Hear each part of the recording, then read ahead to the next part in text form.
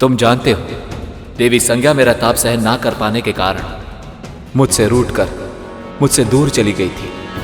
उन्हें प्रसन्न करने के लिए ही तो मैंने सूर्य लोक में विशेष फूलों की उत्पत्ति की थी। अब हर दिन मेरे प्रेम के प्रतीक के रूप में देवी संज्ञा के लिए एक पुष्प खिलता है, इसलिए उस पर उन्हीं का अधिकार है। तुम सूर्य पुष्प को पृथ्वी पर ले जा सकते हो, पर केवल तभी जब देवी संज्ञा तुम्हें स्वयं वो पुष्प दे। उनसे वो पुष्प लेना तुम्हारे लिए आसान नहीं होगा गुरु, पर यदि तुम अपनी बुद्धि का उचित प्रयोग करोगे तो उपाय अवश्य मिलेगा। परंतु और हां, एक उपहार मैं भी तुम्हें दूंगा। अपना दाहिना हाथ आगे करो गरुड़।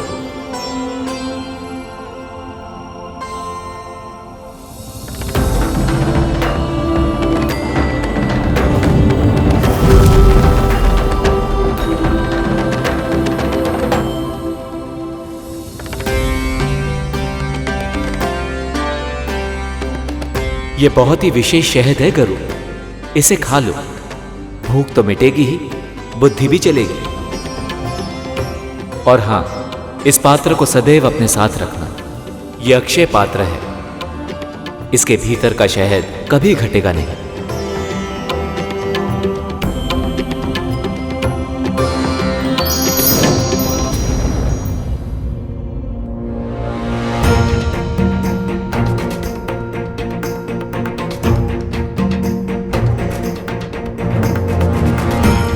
सूर्यदेव तो शहद की तरह मीठी मीठी बातें करके चले गए, परंतु मेरी समस्या तो वैसी की वैसी ही है, क्योंकि जब तक मैं देवी संज्ञा को मना नहीं लेता मुझे सूर्य पुष्प नहीं मिलेगा, और जब तक सूर्य पुष्प नहीं मिलता मैं अपनी मां के पास लौट नहीं पाऊंगा।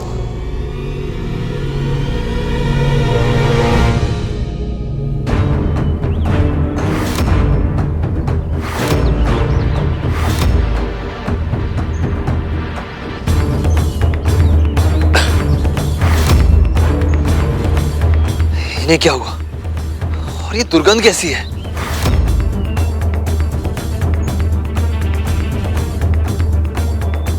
त्वचा के जलने की दुर्गंध है कालिया।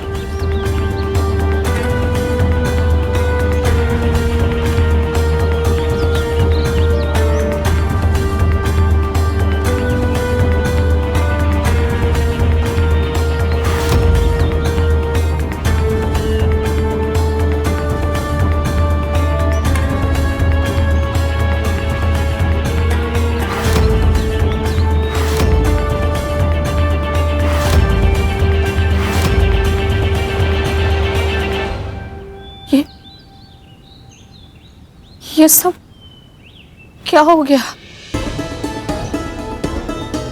उठो, आंखें खोलो सब। ये सब कैसे हो गया?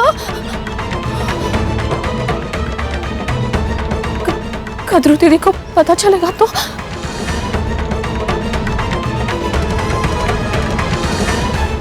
कितने दिन बीत गए इसे बचाए हुए।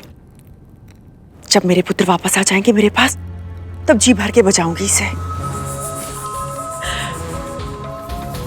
कितनी धूल मिट्टी जमा हो गई है इस पे।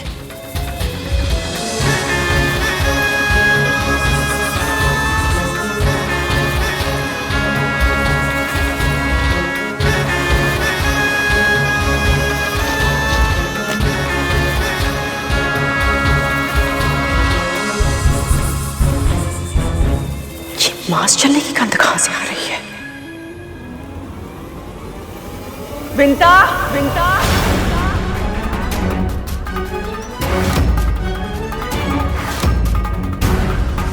विंता, विंता, विंता।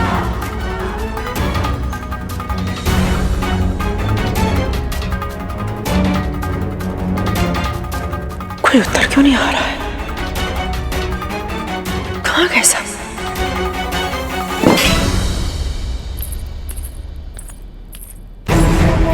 कहाँ गए साहब? कहाँ गए साहब? कहाँ गए साहब?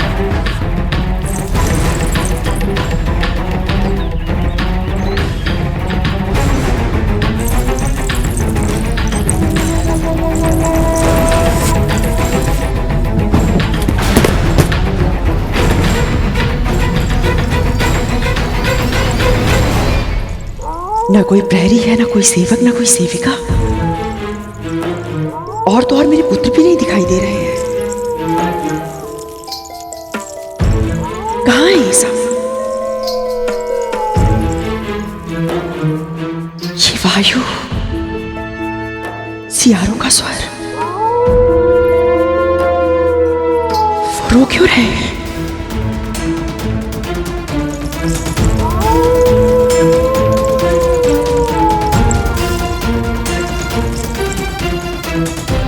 कहाँ मर गई थी तुम दोनों? और ये क्या हो रहा है? मेरे पुत्र इतने दिन बाद मेरे पास वापस आ रहे हैं और तुम दोनों अपशगुन फैला रही हो।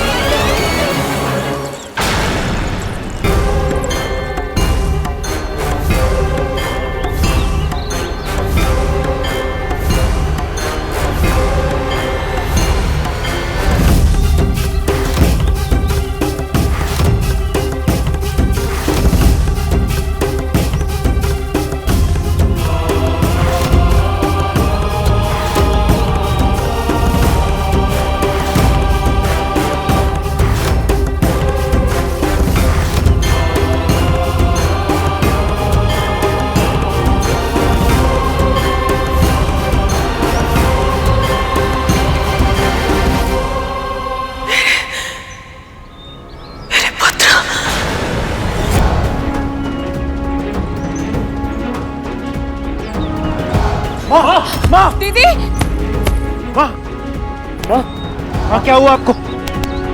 माँ, माँ, माँ, माँ उठिए। माँ क्या हुआ आपको? माँ,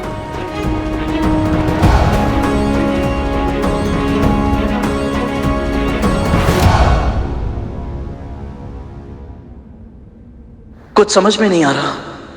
प्रतिदिन केवल एक ही सूर्य पुष्प खिलता है और वो संज्ञा माँ को बहुत प्रिय भी है, तो फिर वो मुझे सूर्य पुष्प क्यों देंगी भला? कैसे मना उन्हें?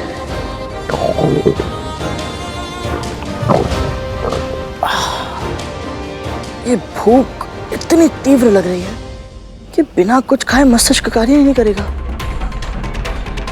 पर खाऊं किसे?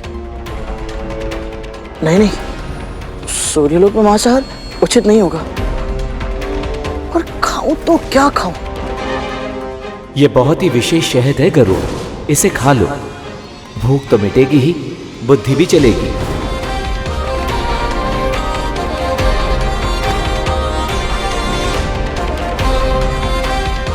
ये उत्तम रहेगा।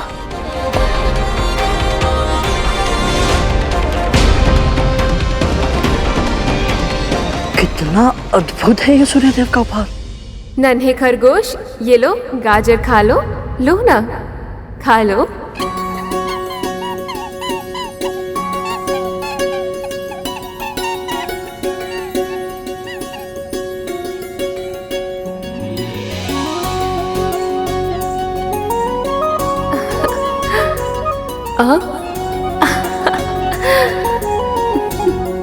कितना चंचल है तू। कहाँ भाग रहा था? मुझसे छुपन छुपाई खेलेगा, बदमाश कहीं का। देवी संज्ञा तो बालिका की तरह खेल रही है। इसका अर्थ ये है कि इन्हें छोटे बच्चे प्रिय हैं। पक्षीराज, हम सब तुम्हें आज अणिमा और महिमा का वरदान देना चाहते हैं। महिमा वह सिद्धि है जिससे तुम अपनी कद काठी जितनी चाहो बढ़ा या घटा सकते हो। सूर्य देव का ये उपहार अद्भुत है। शहद खाते ही बुद्धि तीव्र हो जाए, समस्या कोई भी हो, उपाय अपने आप मिल जाए।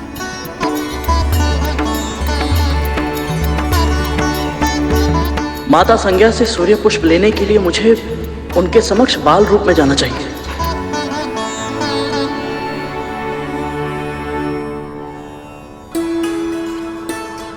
माँ, हाँ?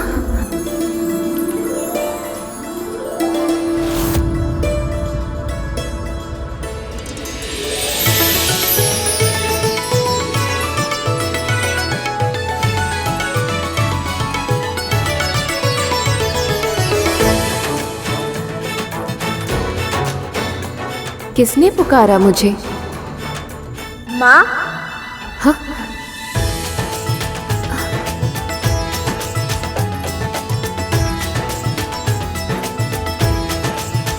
कौन है यहाँ पर? शीघ्र मुझे बताओ।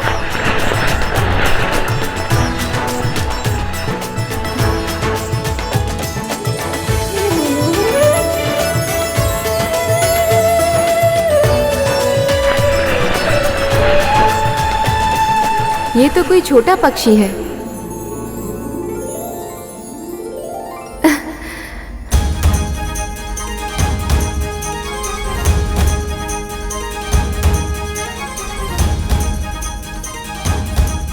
अरे कहाँ जा रहा है? रुक ना। कितना भगाएगा? अब रुक भी जा।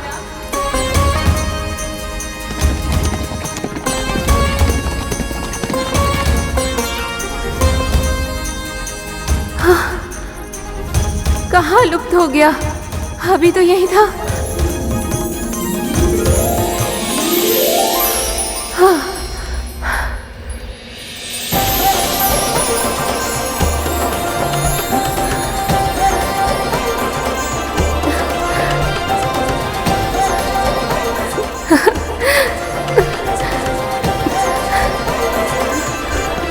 अब लगा है तो मेरे हाथ।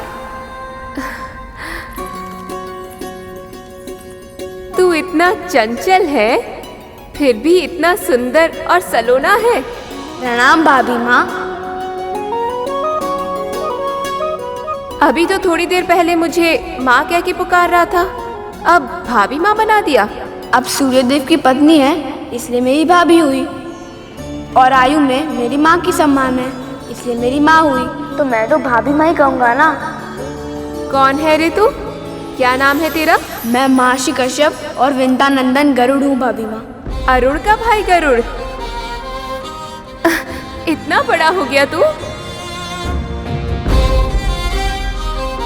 यदि मैं इन्हें इस रूप में बड़ा लग रहा हूँ तो अपने असली रूप में कैसा लगूंगा? अरे हंस क्यों रहा है तू? आप भी कितनी भोली है भाभी माँ। अभी मैं कहाँ बड़ा हुआ हूँ, अभी तो मैं एक नन्हा सा प्यारा सा बालक हूँ। सही कहा तूने। अच्छा ये बता, तेरी माँ कहाँ है? वो तो कुटिया में है। पृथ्वी पर? तू यहाँ कैसे आया? उड़कर। भूलोक से सूर्यलोक तक तू उड़कर आया, और थका भी नहीं, बल्कि मुझे दौड़ा दौड़ा कर थका दिया। इतनी शक्ति कैसे है तेरे भीतर? मैं प्रतिदिन भोर में उठकर 108 बार सूर्य नमस्कार करता हूँ, इसीलिए। सच में? करके दिखाऊं? बस बस समझ गई कि तू बहुत शक्तिशाली है, पर शक्ति केवल व्यायाम से नहीं मिलती, उसके लिए अच्छा भोजन भी करना होता है। और तुझे देखकर लगता है कि तेरे इस छोटे से पेट को बहुत सारे भोजन की आवश्यकता है। चल तुझे कुछ खाने को देती हूँ।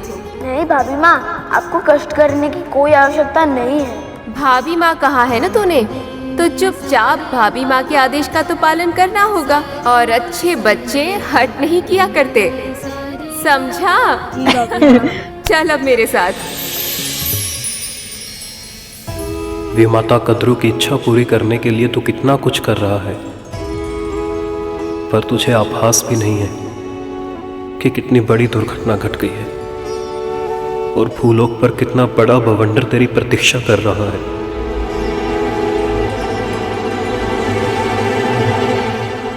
माँ, दीदी, माँ, माँ आंखें खोलिए। माँ, माँ, माँ आंखें खोलिए। माँ, माँ आंखें खोलिए। क्या हुआ माँ आपको? पुत्र, मेरे पुत्र। हम तक्षक कालिया, तुम्हें पता है मैंने बहुत भयानक स्वप्न देखा।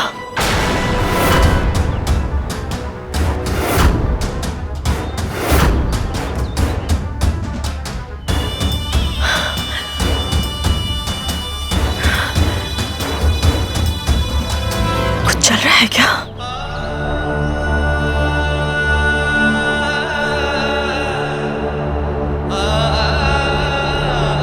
गंध कहां से आ रही है?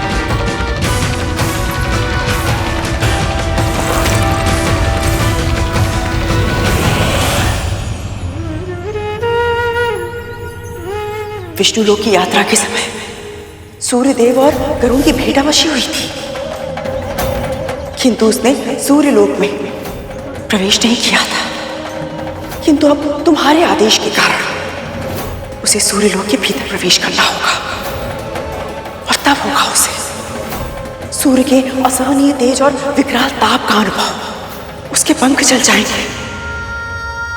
मृत्यु नहीं भी हुई तो भी तड़प तड़प कर वो पृथ्वी पर गिर जाएगा।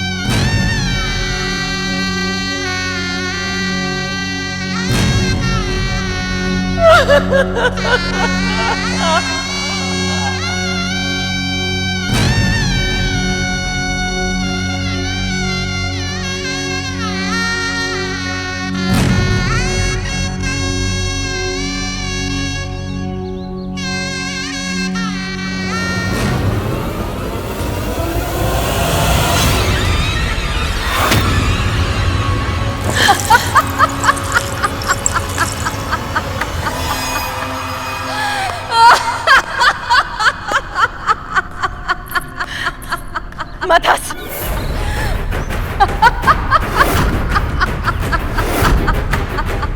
मैंने कहा ना तुझसे मत हंस।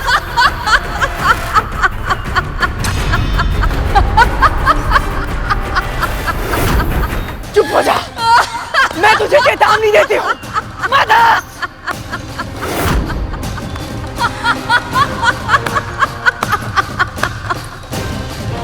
चेतावनी देती हूँ मैं तुझे, मत हंस। क्यों? मेरे हंसने से आपको रोना आ रहा है महारानी?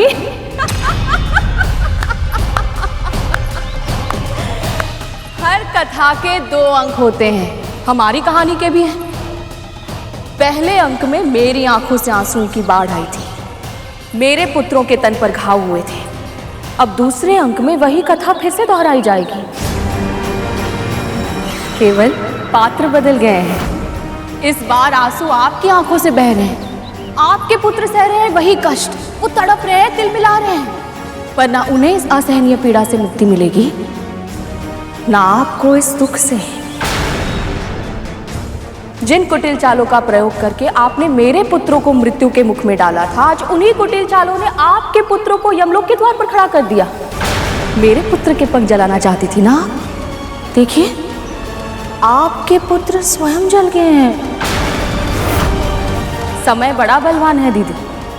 अब तक आपके पाले में था, पर अब मेरे पक्ष में है।